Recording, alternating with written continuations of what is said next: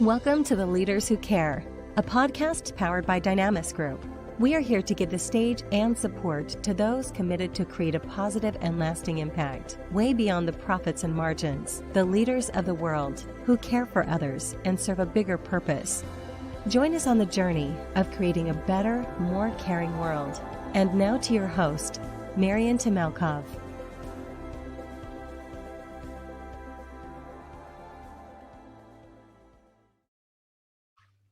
Hello, everyone. I'm excited to welcome back a living legend, a leader that actually made a profound difference to productivity and actually the way we approach things through his lifestyle, wisdom, and philosophy. David, welcome back on The Leaders Who Care. Thanks, Marian. Glad to be here. How have you been, and how is your day been so far? My day's been fine. I took the dogs out for a lovely walk, helped my wife move a big bookshelf we needed to move into another room. And, it's kind of chilly here in Amsterdam, but that's okay. Sweater weather. Fantastic. Well, thank you for making the time. And I also had a great start of the day. My philosophy is very simple. Every day is a great day when you have it. And you never know how many days you have on this world. So really, thank you for coming back. You are actually a returning guest, and we really honor the work you do, David. The wisdom that you have been able to share with the world, it's been fantastic. And of course, there are a number of interesting questions that we are excited to ask you, and they're related to some of the philosophies that you share, but also we'd like to talk about some of the future of productivity and future of work. How does that work? How does that really look like? So, David, for those who actually don't know a lot about the methodology and what you do, can you kind of share a brief a story of your milestones of what got you into this? I'm really excited about how did you get to that stage? Because a lot of young people today want to do things when they're in their teens, when they're 20s, but in fact, for everything there is a time. You cannot do certain things at certain time because you're not ready for them. And it would be great to hear your experience of what you had to do to discover that passion of yours and make a profound difference. Well, in a way, I'm going to be not very dramatic about this. Initially I got into the work that I'm doing because I just wanted a good job. Wanted to sort of manage my own life. And, I've always been interested in clear space, in having a clear head, both my own internal practices, meditation, spiritual work, getting a black belt in the martial arts. A lot of that had to do with being clear and focused. There may be a spiritual component, but there's a very practical component to that. I mean, if you're attacked by 4 people in the dark alley, you don't want 2,000 unprocessed emails hanging around your psyche. So, I got very attracted to sort of the clear space, and also had lots of different jobs. I was more interested in my own personal growth and self-development than being an entrepreneur or very aspirational materially. More the inner work that I got very much involved in my 20s. But I had to have a job, so I was a good number 2 guy for friends who had their own businesses, and so I said, well, let me see if I can help them out, and they'll pay me. So I'd go in and look around and see what they were doing, and I'm Mr. Lazy, and so I just looked around and say, isn't there some easier way we can get this done? And I would help them sort of improve their process. Now they call that process improvement. Back then I was just, lazy. Can we leave earlier? Can we? And so, but then I'd fix it, and then I get bored, and so I'd leave and go find another gig. And then I discovered one day they pay people to do that. They call them something. So consultant, couldn't spell it. Now I am one. Wow, what a deal. So hung out my shingle, 1982 Allen Associates, right? I said, well, let me see if I can just sell myself on a project by project basis. So that's how I kind of got into the consulting game. We didn't call it coaching back then, but a lot of it had to do with me sitting down one-on-one with the entrepreneur, the head of the business or whatever, and working with them with best practices I had. But I was coming up with best practices for myself just to stay clear. So I could stay clear and focused as my life was getting more professional and busier. It was kind of messing up clear space. There's got to be some easier way to do this. So I was kind of hungry for those kind of techniques, first of all, for myself. But as I found techniques that really worked for me, I turned around and started to use them with my clients, and it produced the same results for them that it did for me. More clarity, more focus, more control, more of a sense of stability, more of a sense of space to be able to focus on the meaningful stuff. So that became a lot of the core of what I was doing in my consulting work. But it didn't matter what the business was or who I was dealing with, because these were very universal principles that I found that helped everybody do that, create more space. And with more space, they could be more creative, they could be more strategic, they could be more all kinds of stuff. And so that became the core of it. And then some head of human resources in a big corporation saw what I was doing, saw the results. He said, wow, David, we need that in our whole company. Can you design some sort of a training program around what you've come up with?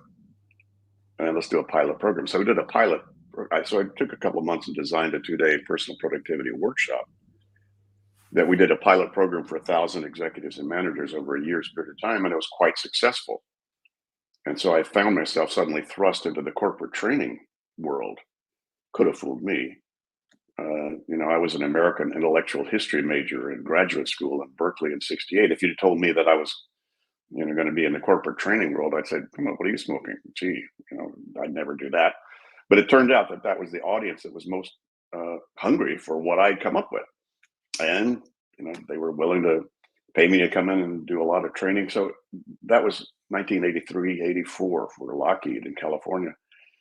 And then I never did any marketing. It was all just referral based, from one company to the next. Somebody would found out about my stuff and said, hey, come in and do it. And a lot of my consulting turned into coaching with this methodology with mid to senior level people in these companies. So I would sit desk side with them one-on-one and actually assist them in implementing this methodology that they may have read. No, they didn't read my book. I didn't have a book then, but they'd been to a seminar of mine, or they heard from somebody who'd been in a seminar that I was a good guy to work with, and they needed more control and more focus themselves. So I spent literally thousands of hours up until even present time, working one-on-one with some of the best and brightest people you'd ever meet, and implementing this methodology, researching it, refining it. The first 5 or 10 years, really refining the model. I didn't wake up one morning with some grand epiphany with this methodology. It really was kind of put together piece by piece, but at some point it began to be kind of a whole systematic approach that had its own sort of nature to it. And it's not difficult. Most people are doing the behaviors that the model involves. They're just not doing them consistently. And so it took me it took me about 20, 25 years to figure out what I'd figured out. And then nobody else seemed to have figured it out, and that it was bulletproof. You couldn't punch a hole in it. Anybody implemented any of this methodology, it automatically created more space, more control, more focus, more good stuff. So then somebody suggested I write the book. So I did. I wrote the manual of what I'd learned in those 25 years in terms of personal productivity. That's where the book Getting Things Done came from. But I was 55 before that got published. And David, you talked about you were getting bored in your previous jobs, and then you go and find something else. You didn't get bored for 35 years of doing what you're doing. Just kind of explain a little bit about that, because I think a lot of young people, a lot of leaders, even entrepreneurs, do have a moment of getting bored, even of their own business. How do you keep that longevity because I see a lot of even unicorns, they're starting out and they have a fantastic vision, but you can see that just looking at on the outside, a lot of them will not make it beyond the 5-year mark or 10-year mark. They're just not designed to last. um, and you can see that in the behaviors that you see. But I'm just kind of really, it's fantastic to see that really impact you have made. But it took consistency. It took a lot of discovery. You mentioned talking to some of the brightest leaders at that time, and still to today's date, which is a separate topic. But how does that evolve? But it's more important is how do you actually keep that motivation and keep that inspiration going? Well, probably because I'm not really an entrepreneur as much as I'm an educator. So I can't stop educating. This stuff is great stuff. I had the good fortune to have uncovered something that helps anybody improve their condition. We do it for kids, we do it for CEOs, we do it for physicians, we do it for teachers, we do it for stay-at-home dads. It doesn't matter. If you have a busy life and you want to be more on top of it instead of feeling buried by it, this methodology works and it improves. So you could call it sort of a ministry, I guess. I just couldn't help sharing it with people. I even designed it when I first designed that seminar for Lockheed, and was forced to say, okay, if I only had 2 days with somebody, what I want them to know. And basically the core elements for me, what the human experience is about, it's about completion and creation. You need to manage the things you put into motion, and then you need to manage what you decide to keep putting into motion. And those are two very critical elements. And you can do those at very simple levels and at very subtle levels as well. So I couldn't stop doing it. It's just really good work. And, again, it's just been so rewarding to, once I got the book out and once it went international and was a bestseller in 30 languages, the world just knocked on my door. Couldn't help it. So, Phenomenal probably impact, really. as long as I'm alive, I imagine I can't stop doing it. And of course, the challenging thing was to try to build a business model so I could afford to keep doing it. And so trying to figure that one out was really the toughest part. And managing sort of the growth of a training and coaching business, over all these years. So that's had its own milestones as well. But I didn't even know if I could reach people with something besides me personally, because I knew if I sat down with you, Marion, I could get you to get this. If I just hung out with you long enough and said, do this, put this here, try this, see what, and you kind of get it. And I knew that worked because I'd spent thousands of hours doing that. What I didn't know was if I just put this in writing, whether somebody would get it. And so well, someone just said your secret weapon is in his 60s Juju. So it's like that experience really that you have it makes a profound difference. It could be, yeah, could be. Well, yeah, that's I've always been a sort of an explorer in that sense, and once I discovered enough and spent enough time doing this so that it came down to the basic principles that are universal. 100 years from now, we fly to Jupiter, you still need an in basket. You still need to decide next actions on things that have your attention. You still need to have some systematic way to organize those results that you're reviewing at the appropriate time so that you can get back off Jupiter. Come on. So these are universal principles that will be good forever.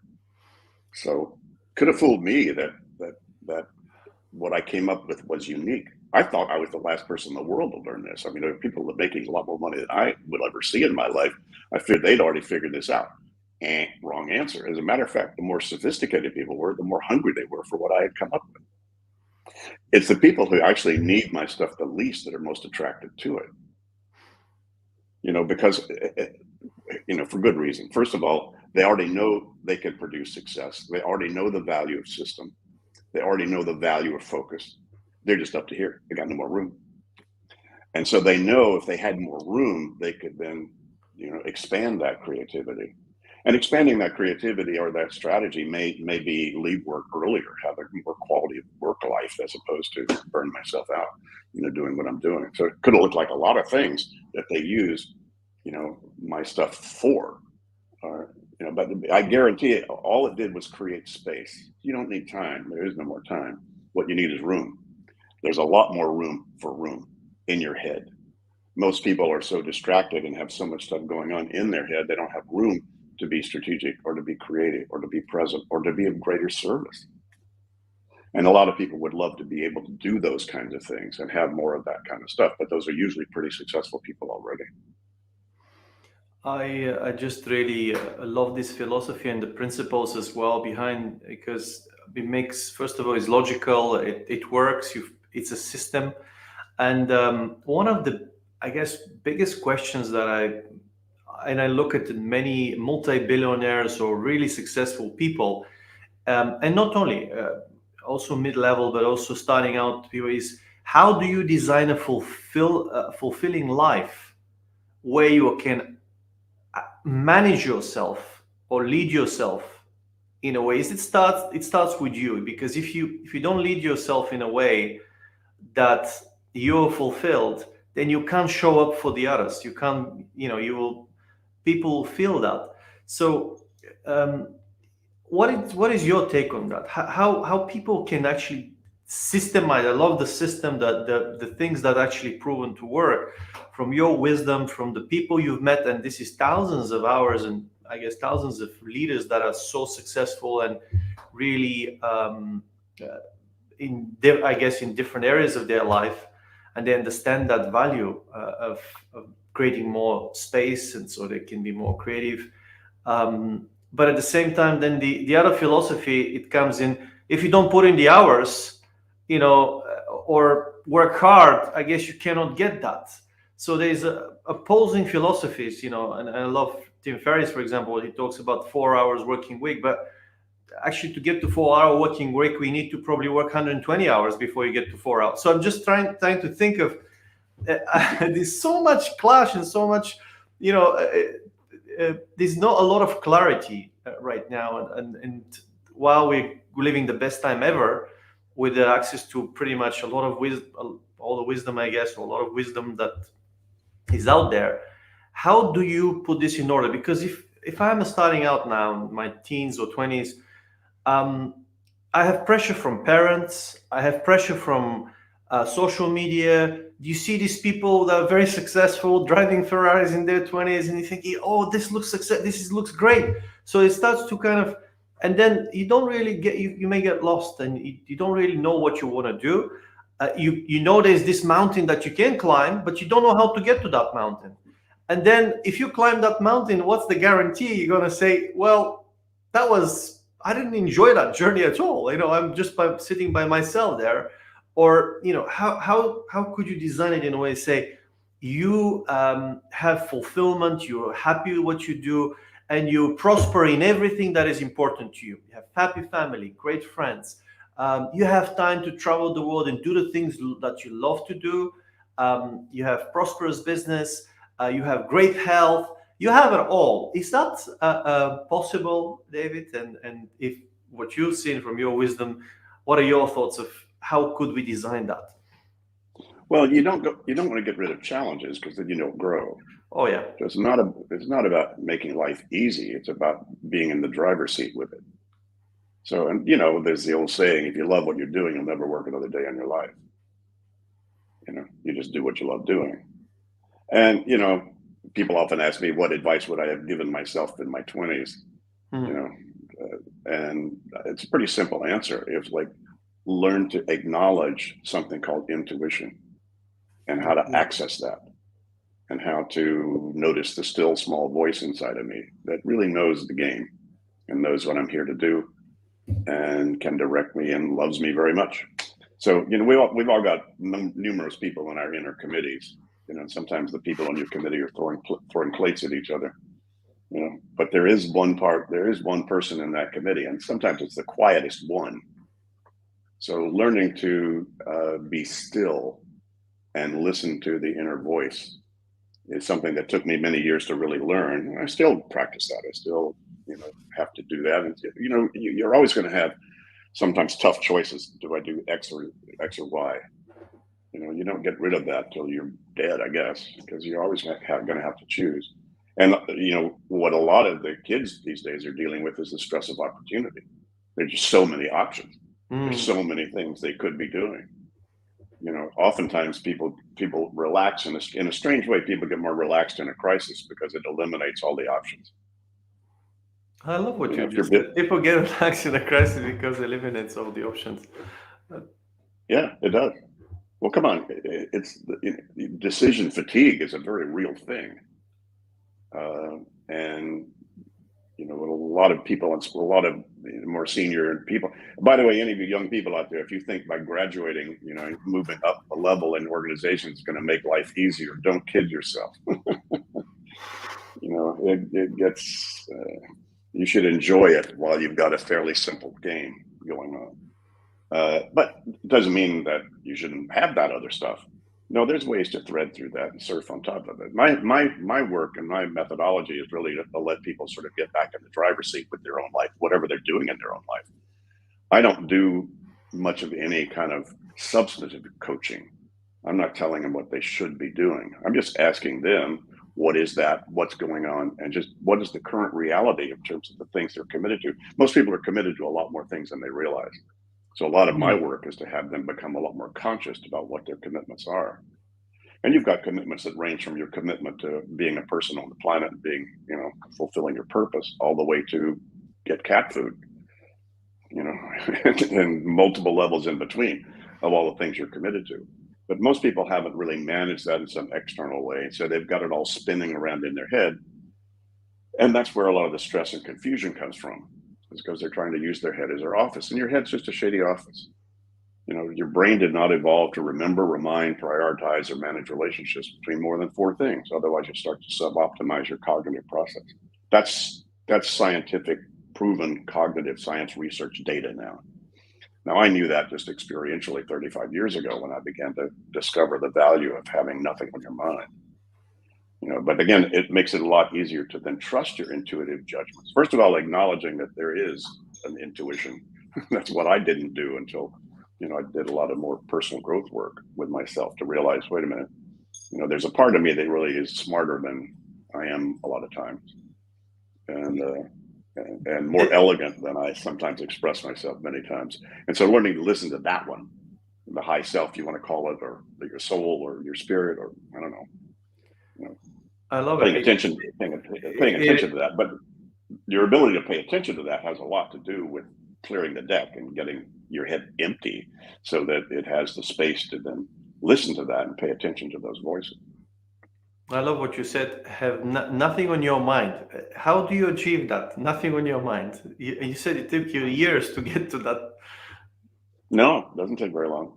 Well, it can take, if I sat and held your hand and walked you through the process, it'd probably take you a couple of days to do that. For those of you who don't know my methodology, pretty simple formula. You capture the stuff that has your attention. Big stuff, little stuff, personal stuff, whatever. You write the stuff down, get it out of your head. And then you go through each one of those things and then clarify exactly what the nature of that is. Is that something you're committed to move on? Yes or no? If no, it's either trash, reference material, or stage it, incubate it for a later review. If it is something actionable you need to do something about, then what does doing look like? What's the next action on that thing? And if one action won't complete whatever your commitment is, what's the commitment? What's the outcome you're committed to do? So outcome and action are two thought processes you need to apply to those things that have your attention. That's the clarify step. So step one is capture. Step two is clarify that stuff. What's the nature of that email? What's the nature of that note I wrote myself? What's the nature of that thought I had this morning? And then step three is, if you can't complete that stuff and you still want to do something with it, you still have some decision or action you need to take about it, you then need to park some reminder in some sort of an external system. List primarily. I need a list of the errands to run. I need a list of stuff to talk to my wife about. I need a list of websites to surf, a list of phone calls to make, etc. So I just keep track of those things I've come up with, or the things that I need to do as soon as I can do them, as well as things on my calendar or diary. And all of that just becomes the inventory of all of my stuff, essentially, that I'm committed to do. And stepping back and being able to look at all that, that's the step four, is review. So I've captured, I've clarified, then organized that. And then I step back and review the scenario, locate myself in space and time, locate review my calendar, see what's coming up, review all the other things I've got, review all the projects I'm committed to complete. Take a look at all that, sort of orient myself at that map in terms of where I am, so that then step 5, the way I engage my attention and my activities in a trusted way. May not be the right or perfect thing. We don't know yet. I'll course correct when I get better data, but at least I'm confident that that's the best thing I need to be doing right now. See, how many things are you not doing right now, Marion? Quite a few, in fact. Yeah, you probably somewhere between 50 and 100 projects, and probably 150 or 200 next actions on the moving parts. But just... so you're either feeling good about talking to me right now, or really bad about that you should be doing that instead of talking to me. Well, I kind of was so excited, having you. So I kind of was able to park that. But now you awaken this question. I'm starting to read a Christmas card list. I need to do better care of X, Y, and Z. Spend that time. And there's so many things that come up. But at the same time, I still remember one of your comments during your first podcast. It was really fantastic. And you said, you know what? And honestly, every time I have something that bothers me, when I'm just about to go to bed, or, that quiet moment when you have, because during the day, there's things that you do, you're quite a strict schedule, unless you make time for it. And if that thought comes to me and bothers me, I take action immediately. And said, I remember what David said, excuse me, but it was so blunt and say, if something bothers you in the middle of the night, that's your responsibility. You should have taken action. So ever since I've deployed that and said, if I've not done it, I'll take an action now, and just do it. It's not the most pleasant sometimes, but I said, that's on me. I should have done it earlier. And that, so it's really, I'm trying to, and sometimes I kind of see when I do this more often, suddenly I start to run out of things that I have to complete. That means, and I feel great. I say, hey, I'm ahead of the thing. I've paid, I've done all these great engagements. I've done X, Y, and Z. I served, I helped, I've added value, because for me, it's always about how do you serve? What value do you add? But then there's all this other stuff you do with family. Did you pay your road tax? Did you go to the MOT of your car and all this? And these are things that come in. And when I clear all this, I kind of feel good, I just say, hey, I've run out. That means I'm on top. Yeah, well, good. It's a nice feeling to the completion. Of course, what happens is that clear space, you then can't help but be more creative, and then you create more stuff to do. So that's just the name of the game. Happens that way. We have a question here from actually Angel. Gurgudov, amazing. What would be the best approach to actually getting back on the methodology if you have used it but began slacking on it? Which are the first steps to take? Okay, so if somebody's been on it but now kind of got off track. Just do the methodology again. It doesn't not hard to start. Just go pen and paper. What's crawled back up into your head? Get it out again. See, a lot of times people fall off because they sort of lose the rigor of deciding next actions, and their lists start to become these amorphous blobs of stuff that are still unclear in terms of what they need to do. It's a very easy way to then fall off the game, or not doing a weekly review and catching up, and then your system gets out of date because during a week, a lot of things change. Priorities change, new data comes in, new situations show up that need to be identified. And if you're not doing that kind of regular regrouping and reviewing, your system gets out of date. If your system gets out of date, it's too much trouble to keep up, and you say, oh, screw it, it ain't worth it. And you fall off. So it's very easy to fall off this wagon. It's also very easy to get back on. Just sit down and do something like a weekly review. Pull up your list and clean them up. And if you got them, if not, start another set. Just do it again. It doesn't take. In 2 minutes, you'll feel better. Just dump 10 things out of your head that you still got in your head, and decide the next actions on each one, and park those results somewhere that you'll see. At the right time, you'll feel better in 2 minutes. It doesn't take much. Come on, this is not like some new science or some new technology or some foreign language. This is kind of, I hate to say it, but it's kind of duh. But you're not born doing it. So I say duh, but if you were born doing it, I'd have to go back to being a waiter, have to do something else, but it's not something we're born doing. You actually need to learn to train yourself to think this way, and to and to uh, and to take these best practices and to apply these best practices on a consistent basis. Yeah, you can do it. You can get excited in a seminar or maybe read the book and take a weekend and you feel great, but it's very easy to fall off this wagon if these things don't become habitual. And making these behaviors a habit is what keeps you from falling off again. I mean, I would feel uncomfortable keeping anything in my head.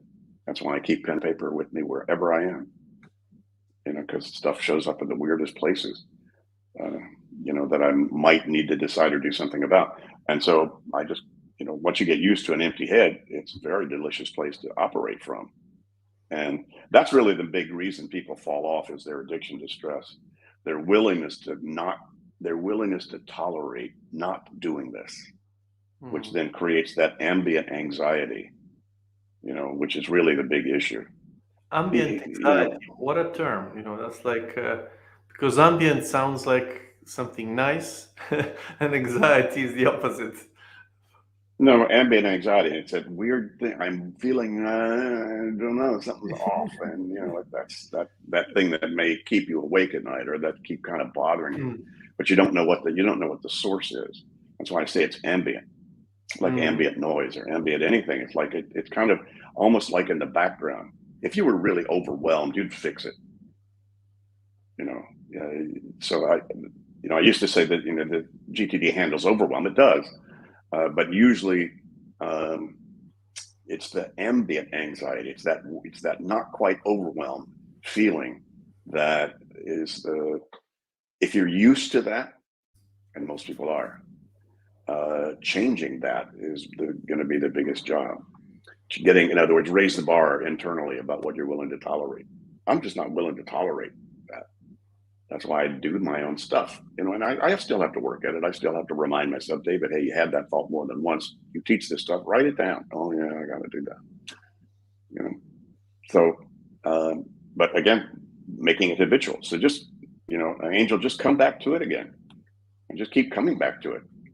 At some point, you'll keep raising the bar. It's kind of like, you change and then you drop back, but you don't drop back quite as far as when you started. And then you change and then you drop back, but again, not quite as where you started before. So it becomes this kind of graph like that. You'll fall off, get back on, fall off, get back on. But if you keep some consistency, over the months or a couple of years, then this will start to become much more of a habit. You don't have to work at it. You won't even think about it. You just do it. Yeah, and because they also say there's a scientific way that the brain obviously getting used to it, and the neurological pathways obviously are starting to work flawlessly, which is, but when you try to change something, it's difficult because you have to do a new way. So it's like paving the way, and that is a challenge. David, you met so many great leaders, and we love your bluntness and like not willing to tolerate, your wisdom. That kind of directness and bluntness, have you ever got you into trouble? Some people, how did people, because you meet all sorts of characters, and some of them may like what you say, some of them may not, when you address it quite bluntly. I usually don't intersect with people that are not interested in what I have to say or what this methodology is. They come to me because of that. I'm not standing out on the street corner trying to preach this stuff to people that don't want to hear it. There's enough people who do. So no need to waste their time and mine, with any of that stuff. I think people sometimes criticize my stuff, but that's usually because they don't do it. If they really did it. If they really did it, they go, oh yeah, well, that works. There's nothing here that doesn't work. They say, well, it's too complicated. Well, just look inside your head. You want to see complexity. You have 50,000 thoughts a day. Why are you bothered with a small list? So, so yeah, and people say, well, it's too structured. Yeah, too structured. As a matter of fact, it is almost. Some people say it's not structured enough. You know, because it's very free, very freeing. So you only get as organized as you need to be to get your head empty. No, absolutely. We have also people that Dan actually saying GTD is psychoactive. In fact, so from some of the so it works. People see and you spend thousands of hours to develop that. David, have you seen any change in behavior when you started in '83, like more actively to today's date? Because you meet some of the greatest minds out there that really very successful in what they do, but they also appreciate the methodology. And I'm just trying to see with this major change because of technology advancing so rapidly. Do you see any change in people's or behavior or leadership behavior over those almost 40 years that you've witnessed and you deploy the methodology? I know it works and it's consistent, but how about evolution of leadership and even of us as human beings with that new technology that is coming that we have at our disposal? Well, I think the technology has just moved out way beyond, much faster than our consciousness has changed. Hmm. So it's like there's so many more things. You know, technology hasn't really been so much of a game changer, aside from the word processor and the spreadsheet. Those were game changers, real game changers in terms of thinking and productivity and so forth. Otherwise, it's mostly speed and volume that has gone up in terms of just things that are options and things to deal with, things we need to engage with. Uh, you know, and you know what's happened is the over the last, you know, since the even since the book was published in 2001, in the last 20 years, what's really changed is the audience has changed that needed. You know, the first edition of the book was really written for the fast track professional. They were the hungriest for this. They were the first people really dealing with the tsunami of email coming at them, and the speed of change was speeding up in their organizations. And so the mid to senior level people that were, you know, that were very engaged in their professional world were the hungriest for, you know, what GTD was about. That's why I'm in a suit and tie on the cover of the first edition, and you know, I kind of played the corporate role there. I knew even back then that it worked for physicians and students and stay-at-home moms, and it worked for anybody who's busy. But we positioned it that way because that was the audience, and you know, relatively small percentage of the population was probably felt they needed whatever I was writing about. What changed is now, as opposed to the 10% of the people in the company, now 85% of the people in the company need it, because as organizations have gotten flatter, people are expected more to manage themselves. They don't have the bandwidth to be managers to hold people's hands. They need to trust that people are self-directed. And boy, especially since the pandemic, when everybody's like working from home and now started discovering the value and also the price of that independence, a lot more necessity to manage yourself. You know, especially if you're trying to live a virtual life. If you're a digital nomad out there, you know what I'm talking about already. You need to manage yourself, you know, because nobody's holding a gun to your head, you know, to have to do anything one way or the other. So that's really what's changed, Marion. I think is the audience more than anything else. But you know, human nature doesn't change that much at all. Of course, I also believe that our roots and the way we are raised, we as a human being is socially interacting. We need that connection with each other from back in the tribal times. That's why we love to be around the fire, because a fire was the bond where you actually told the stories, where these stories could you learn and could be life changing for you later on. But the new technology with Facebook or Twitter or everything that exists, TikTok, all these platforms, kind of made it for us to connect in one way, solve a great problem with especially people that live in a different parts of the world. So it's fantastic. But in another way, had a different impact because people became, some of them, kind of lonely. They can be in that way of connecting with so many, but actually they didn't have a lot of social interaction, physical interaction.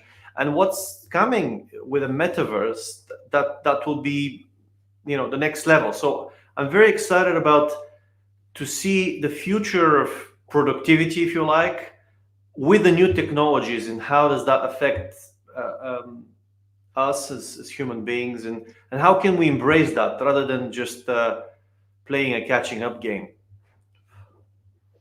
Well, I'm quite prejudiced about this. I say just get GTD and then you can make any of the technology work. If you don't get it, the technology just confuses your life. And a lot of people want the new, and then they want the new because the new didn't work. So now they've got the new, and then they thought the new was going to fix their life, and that didn't work. So now they got the new. And you can make the old new work if you know how to work it. It's kind of like, a carpenter, a really, really excellent carpenter can take a bad hammer and use it really well. But if somebody doesn't know how to do carpentry and give them a really shiny new hammer, they don't know how, they're going to screw it up. So, the main thing is, if you know where you're going, it's a great time to be alive, as you say. I mean, come on. Look, you and I are talking to each other like we're next door or across a table from each other. It's fantastic. We live in the best times ever.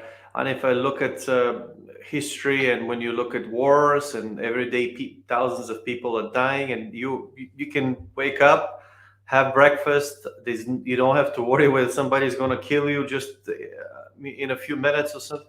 This is just, what a fantastic time. And then you just log in and you have pretty much all the wisdom that is online that you can access, and suddenly you really can do a lot. That's why I see a lot of people doing things early on in their lives, if they knew what they wanted, because they have the access to the technology and systems like GTD, and there's so much really that you can access. So then the question comes, David, I also believe that in order to find what you really want and you're passionate in where you're going, you have to try as many things as you possibly can, I guess. I don't know. It's just trying to think of how do you discover, that thing that you really clicks on with you.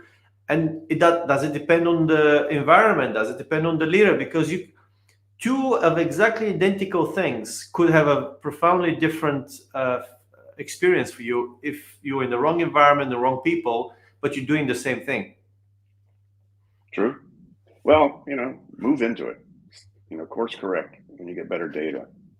But that probably one of the biggest, and it wasn't really a mistake, because everything in my life was some rung of the ladder that got me to where I am, and where I am is fine. So I can't denigrate any of the rungs of the ladder. But there was a long period of time where I wanted the right thing to do, so I didn't do anything. And so, didn't do anything. I just took whatever job was around while I was trying to figure out what the perfect thing for me to do is.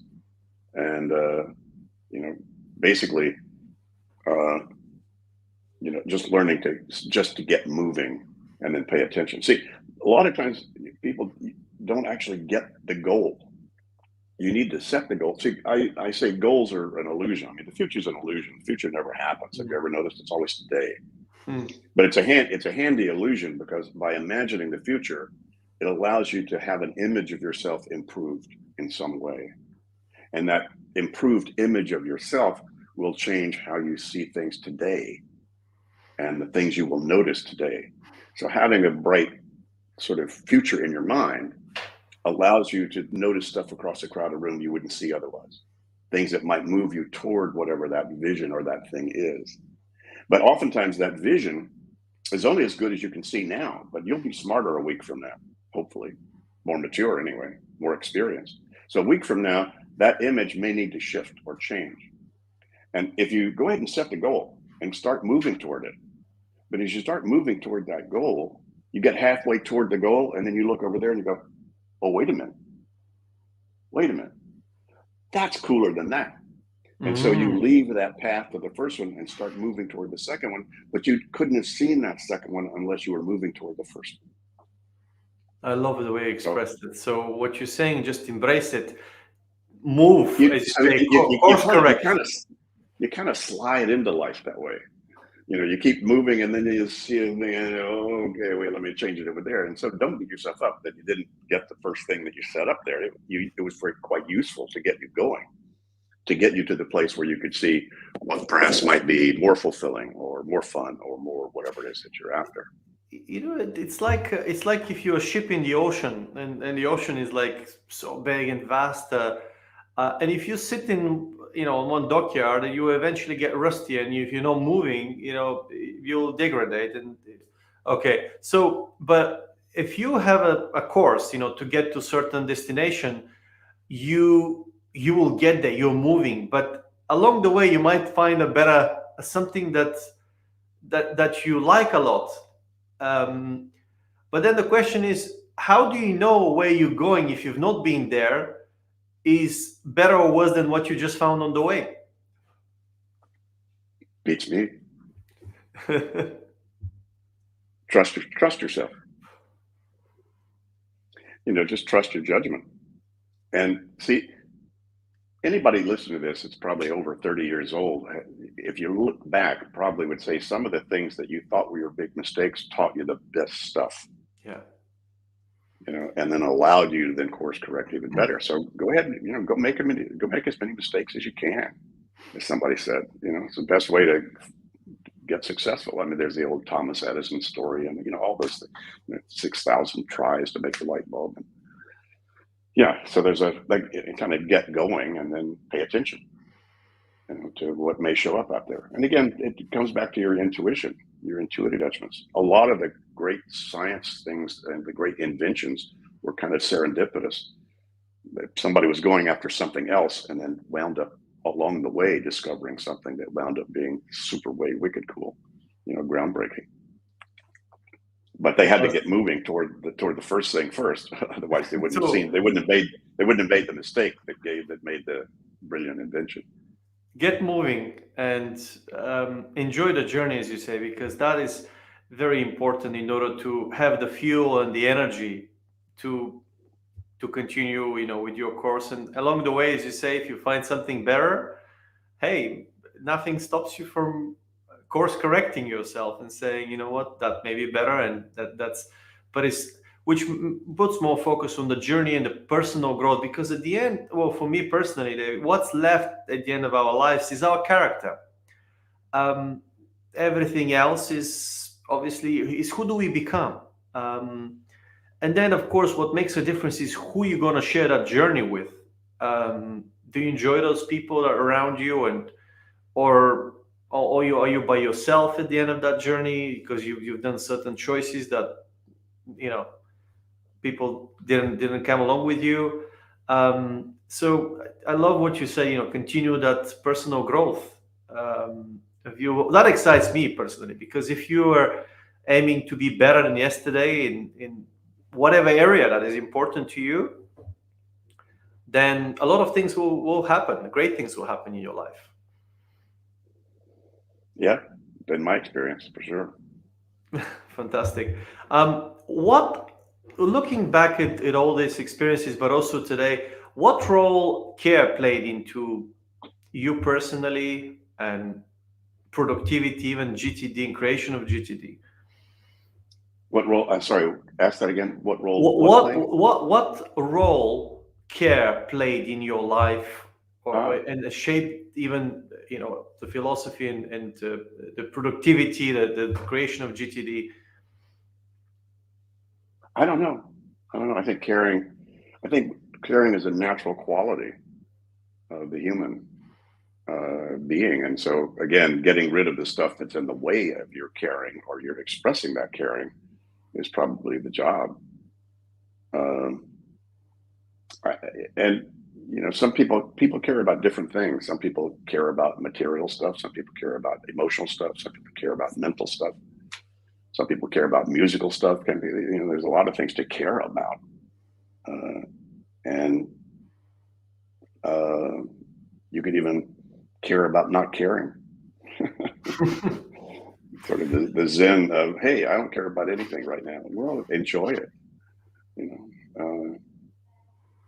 So don't know. That's a long non-answer to your question, Marion. So we have another one here from somebody we both know and really dear. Stoyan is asking, what were some of the key philosophies, lessons, and ideas that you acquired from the martial arts that you're still embracing today? For the listeners that don't know, you have a black belt in martial arts. So has that impacted you? power comes from relaxation. See, if I were sparring with you, Marion, Mm-hmm. I'm going to try to get you tense. See, if I can get you tense, you're going to slow down. If I'm relaxed, bam, then I get the chance to do that much quicker than you. See, the power in a karate punch comes from speed, not muscle. So learning to pop at the end of a punch or a kick or whatever it is, that's where a lot of the power comes from. That's where petite people can do very powerful looking things. But again, it's the combination of relaxation and focus. That's still with me today. So it's easier if I take a breath and relax, a lot easier than for me to focus on what I want to focus on, the way I want to focus on it. So, my screensaver is very simple, 2 words: let go. Because control is the big human addiction, trying to control life, trying to keep things, controlled. And I use the word control, but not trying to control the weather or your boss or your kids. Good luck. I'm talking about having something under control, like the meeting is under control, my desk is under control, my kitchen is under control, meaning it's stable enough so that I'm not bothered about the pieces of it and how to use it. I'm just using it. So I'm, creating enough stability to then be able to focus on what I cook, enough stability at my desk so I can focus on the work at my desk. That's why I clean up my desktop on my laptop regularly. It's not full of 6,000 things like a lot of people's desktop is. So again, the relaxation so I can focus. That's still with me. And I learned that tremendously in the martial arts. Trying to break 3 boards with your hand, you don't want to be tense to start. You need to be nice and loose and then pop through it and then focus all the way through, not focus on the board, but being through the board. That was another thing I learned in the martial arts, was focus through, not on. Mm-hmm. And I just experienced as I had a privilege to get involved with some martial arts as well, and I can see every time you are more tense, you get exhausted faster, in terms of, unless you have a unlimited resilience, on your, which we all humans, there's a different depending on the opponent, but if you really have that strong opponent, and you are tense and they're relaxed and they know how to manage their power, then you're likely that they will take control. They'll have that relaxation to focus. Sure. Well, that's why I stole Bruce Lee's sensei. Talked about mind like water, be like water, Bruce. Water is totally flexible. It doesn't overreact. It doesn't underreact. It can be extremely powerful, but it's also totally flexible. You can't grab hold of it in any one way, shape, or form. It'll take its own form. And so I use the phrase "mind like water" as kind of a way to describe getting your head clear. Fantastic. Any really last question? What is your vision for brighter future, or what are you kind of anticipating or want to see? Oh, I don't know. For more caring world, I guess you said this is natural Sure. quality, so we all have care, which I love, and I couldn't agree more. So that's not something we even have to make an effort, apart from Well, getting clear of the things that stops us doing it. One way to understand the mission of our work with GTD is to create a world where people perceive problems as projects. So, another version of caring, so as opposed to being a victim. So as opposed to, so it's one of those things, have the grace to understand what you can't change, and those things you can change, move on it. So kind of a version of that, everybody get more in the driver's seat. And even, a lot of what shows up as the negative things out there that look awful are usually because people, out of people's fear, their sense of lack of self-confidence, their lack of self-trust. So they take it out, externalize it, and a lot of negative, weird, strange behaviors, that people are doing. So whatever would allow people to somehow feel better about themselves is going to make them and everybody else operate better, in a more caring way. Fantastic, David. Thank you so much for making the time. We're looking forward to. I'm aware that you're working on a new project as well, and a new book. So hopefully we'll see something. We're very excited to see what's coming, and really grateful. And God bless you and your family and all the work you do. And thank you for joining us today. Thanks. Same to you, Marion. Thanks, everybody. Have a good rest of your life. Thank you.